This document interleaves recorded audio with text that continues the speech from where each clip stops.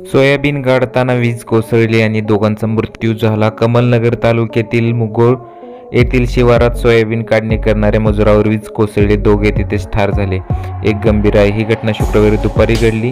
बिदर जिल्ह्यातील चिमेगाव येथील 20 मजूर वाहनाने सोयाबीन काढण्यासाठी मुधोळ येथील विनायक रामराव बिरादार यांच्या शेतात शुक्रवारी सकाळी आले होते.